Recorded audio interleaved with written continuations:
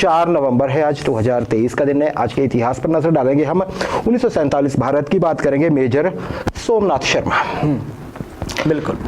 आप अभी स्क्रीन पर उनका आप फोटो देख रहे हैं, काफी यंग दिख रहे हैं। क्यों? क्योंकि आज के दिन इन्होंने देश के लिए सर्वोच्च बलिदान दिया था। सही है।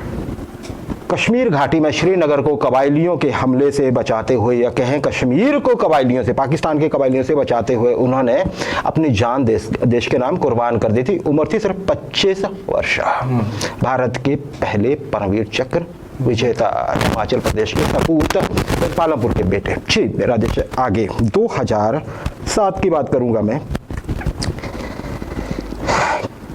किंग तूतनखामेन, जैसे ही मैं बोलूंगा आप में से ये चेहरा देखते ही बहुत से लोग समझ गए होंगे मैं क्या चर्चा करने वाला हूं। कुछ की पॉइंट पे मैं नजर डालूंगा दर्शकों के लिए। आज के दिन पहली बार ये चेहरा लोगों को दिखाया गया था 2007 में। हालांकि जो आप देख रहे हैं किंग का मास्क है जो गोल्डन है, ये सारा ये जो चेहरे पे इनका अलग से मास्क है। इनके नीचे जो इनका चेहरा था उसके फोटो सामने आए, क्योंकि उससे पहले उन पे रिसर्च चली हुई थी। ये कौन थे जी? ये किंग तूतनखामेन। किंग तूतनखामेन इजिप्ट के, एंशिएंट इजिप्ट के, प्राचीन इजिप्ट, मिस्र, ये वहाँ के जी ये फैरो थे, बादशाह थे। फैरो कहा जाता था ना। और ये क्या, इजिप्ट में बहुत से राजघराने हुए, एक के बाद एक घराना, दूसरे के बाद दूसरा, फिर तीसरा राजघराना। ये 18वें राजघराना जो था इजिप्ट का, उसके ये अंतिम शासक थे। क्यों? क्योंकि ये अपने माता पिता की अंतिम संतान थी, इसलिए लाइनेज जो थी वो हो गई थी। 1341 BC में, आज से 3000 साल पहले, 1341 BC, पहले सन से 1341 साल पहले ये पैदा हुए। और 1322 BC में, पीछे को गिनेंगे हम। हाँ, पीछे को। तो उसका मतलब है कि उतने समय में उनकी मृत्यु हो गई। मतलब कुल जिए वो 19 साल। अब इतना चिरादेश बिल्कुल 19 साल के बाद। हाँ, 9 साल की उम्र में गद्दी पे बिठाए गए। 19 साल की उम्र में इनकी मृत्यु हो गई। और देखिए राजेश, इनके बारे में बड़ी बातें क्या है? बड़ी बात तो है कि इन्हीं का जिक्र क्यों होता है। 2-3 वजह है। एक तो ये ऐसे फैरो थे अकेले, ये बहुत कम फैरो थे ऐसे जिनको जिंदा रहते ही भगवान का दर्शन मिल गया था। अदरवाइज तो वहां पे ऐसा था कि जब मौत हो जाती थी तो बोलते थे कि वो भगवान बन गए, फैरो जो इजिप्ट के लोग होते थे। लेकिन इन्हें जिंदा रहते ही भगवान माना गया था। हाँ, इन्हें कुछ कई सारे रोग थे राजेश, बिल्कुल ऐसा नहीं था कि निरोग थे या वो था, हड्डियां इनकी कमजोर थी ऐसा माना जाता है। और ये माना जाता है कि जब इनकी मृत्यु हुई तो उसके कारण भी यही था कि उनकी एक टांग की हड्डी टूट गई थी और साथ ही इनको बहुत हाई मलेरिया भी हो गया था।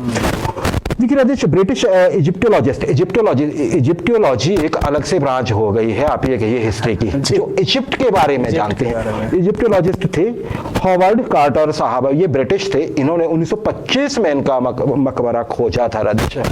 मतलब उस पर काफी डेब्रिस आ गया था, पता नहीं चल रहा था। पता था कि कहीं ना कहीं तूतनखामेन को दबाया गया है।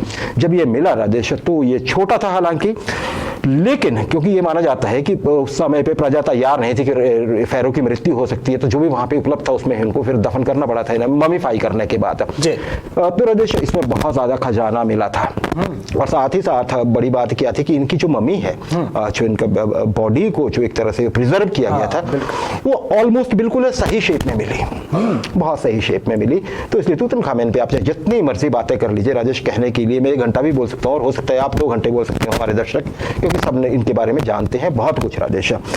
तो ये बड़ी बात है जी, ये सबसे बड़े रहस्यों में से एक है इनका रहस्य, है ना जी। सही है। 2008 यूएसए की बात कर लेते हैं, दुनिया के सबसे पुराने लोकतंत्र के जी, संयुक्त राज्य अमेरिका। राजेश देखिए कब से अमेरिका है ना, 1783 में शायद आजाद भी हो गए थे ब्रिटेन से। 2008 में आज के दिन पहली बार संयुक्त राज्य अमेरिका को, जो लोकतंत्र का सबसे बड़ा प्रतीक समझा जाता है, पहली बार एक अफ्रीकन अमेरिकन को वहां राष्ट्रपति चुना गया। आप फोटो पे देख रहे हैं, बहुत पॉपुलर रहे अपने कार्यकाल में भारत में भी। बराक ओबामा साहब डेमोक्रेट थे ये, और 44वें प्रेसिडेंट बने थे ये यूएसए के। उसके बाद लगातार इन्होंने दूसरी टर्म में भी वो किया था। और आपको पता है कि यूएसए में कोई भी व्यक्ति अधिकतम 8 साल तक ही राष्ट्रपति रह सकता है। हाँ, 2 टर्म हो वो, है ना जी, वही होती है 4 साल की एक टर्म होती है। तो अधिकतम जो उनका समय था वो था। और बराक ओबामा मतलब सही है ना, काफी अभी भी उनके काफी फैन फॉलोइंग है।